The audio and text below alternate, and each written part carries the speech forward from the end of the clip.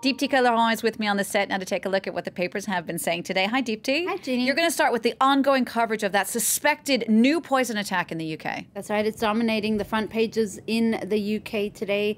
Novichok, terror returns. That's what the street paper Metro announces on its front page. Of course, details are still trickling in, but British police do say that the same nerve agent, Novichok, appears to have been used against this new couple, Dawn Sturgis and Charles Rowley, both in their 40s.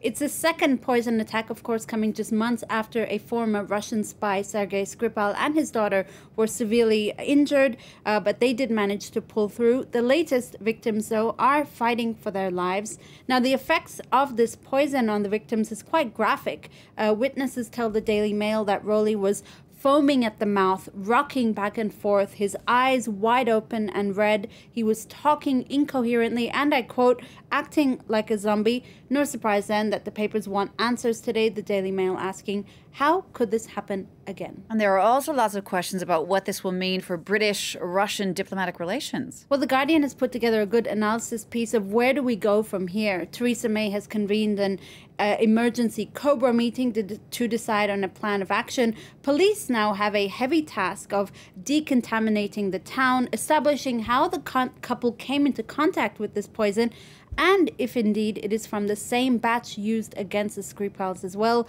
It could risk exacerbating tensions with Russia. This at a time, The Guardian says, when Russia has sort of come back into the good graces of the international community with a successful World Cup campaign.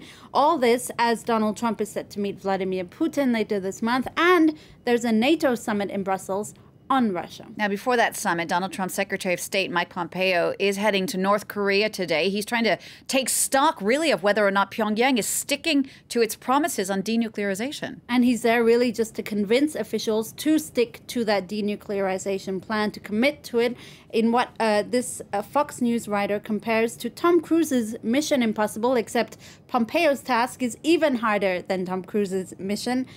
Multiple reports show that Kim Jong-un has been adding to his nuclear arsenal and breaking promises, unfortunately, something we've seen not just with Kim, but his father and his grandfather. The time now has come, this writer in Fox News says, for the U.S. to get concrete results. And that begins by demanding a simple accounting of North Korea's nuclear program and the total amount of warheads and missiles that they have. Because if North Korea wants to keep its weapons, then it will have to live in total poverty and isolation. All right, something a bit different now. Some animal news you have for us. Scientists have created hybrid embryos of endangered white rhinos in the hopes of regenerating the species. It's a pretty big step, although the task is still quite long. It's an incredible step in what's could be a long shot at saving the northern white rhino. Today there are only 2 of them left, 2 females. The last male, Sudan, died in March. Now, scientists have taken sperm from him and fertilized it with the eggs of female southern white rhinos. They're both subspecies, and successfully created these hybrid embryos. They'll be using stem cell research as well, with the hopes of eventually regenerating the population through this hybrid species, and then one day perhaps a pure generation of the northern white rhino. If it's successful, a new calf could be born as soon as within the next 3 years.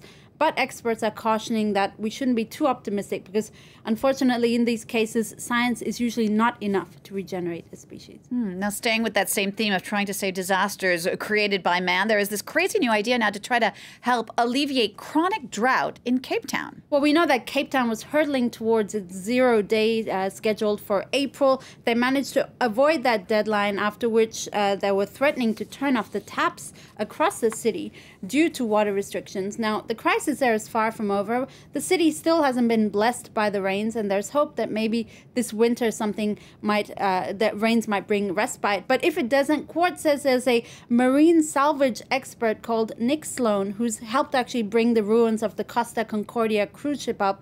He's come up with this crazy plan to tow an iceberg from Antarctica. If successful, it could supply 30% of the city's annual water needs. It would cost $100 million to drag the iceberg across 2,000 kilometers. That's incredible. All right, just to wrap up now, Deepti, a burger-sized existential crisis in New Zealand. I'm intrigued. That's right. It's really a bit of a non-crisis, we must say. Air New Zealand has come up with a vegan burger as part of its in-flight business class meal menu. The burger is made from synthetic meat, even bleeds fake blood. It kind of looks like a real steak, except it's vegan. Now, while you might think this is a good step in the right direction, no, not so much for Kiwi politicians. They're up in arms over this new burger that they say poses a threat to their €5 billion red meat sector. They basically say it's an insult to Kiwi farmers.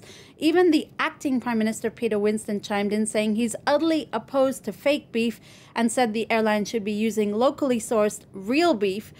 Not quite sure I agree with this whole kill more cows a message that we're getting from this. Indeed, certainly a first world problem. It does look good, though. I will give you that. It does look good on paper. Deepti, thank you for that. Deepti Laurent there with that look at the press review. You can get a closer look at that, of course, on our website. The address is france24.com.